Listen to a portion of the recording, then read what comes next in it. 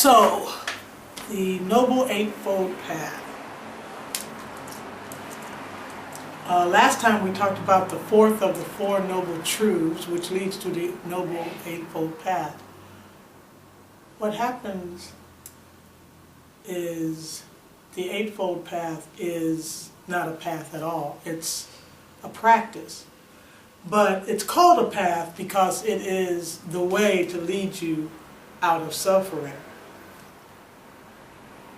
So over the next several days we will talk about each step along the path as if they are steps, but they aren't. It's more like the eightfold house of cards, where each card is dependent on all of the other cards to remain upright. On the other hand, no card has to be done perfectly so that the other cards can stay up. I don't know if that's a perfect metaphor for the Eightfold Path, but what I mean by that is that you do not have to master one step on the path before going to the next step. What you do have to do is think of it as a whole, that this practice, when done well, with great intention, which is one of the elements of the Eightfold Path, right intention.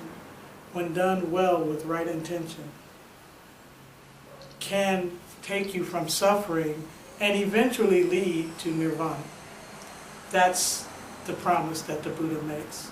So when you take the Four Noble Truths and the Noble Eightfold Path, you have the very basis of Buddhism, in that the Buddha said that he came to teach just one thing: suffering.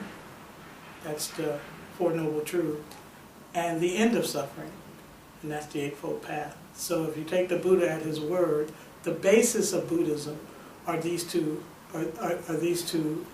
things, which adds up to a list of 12, 4 and 8. What you'll find in Buddhism is that there are lots of numbered lists, and if you go on the internet you can find that several people have had a lot of fun with that. The reason that there's so many numbered lists is that Buddhism was taught for decades, if not centuries, mouth to ear, that it wasn't written down. So a lot of the beautiful Pali chanting that you can hear in more traditional settings is really chanting of the sutras, which is Four Noble Truths, Eightfold Path, etc., etc. And the chanting had to be memorized, and one of the tricks of memorization is there's 4 of these, so I have to make sure I hit all 4. There's 8 of these, so I need to make sure that I hit all 8. So now that we're on to the Eightfold Path, we can talk about how we move from our diagnosis, which is that we suffer, into our cure, which is there's an end to suffering, and the Eightfold Path is that end. So the Eightfold Path is, like I said, a numbered list that is divided up into 3 sections. The first section consists of 2 elements of the Eightfold Path, and the other 2 sections each consist of 3.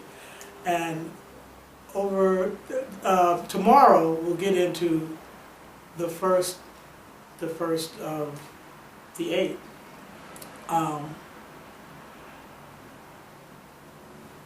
So I'll see you then. I'm Kathy Halilia Toma, and this is Kente Wisdom. Thank you for joining me.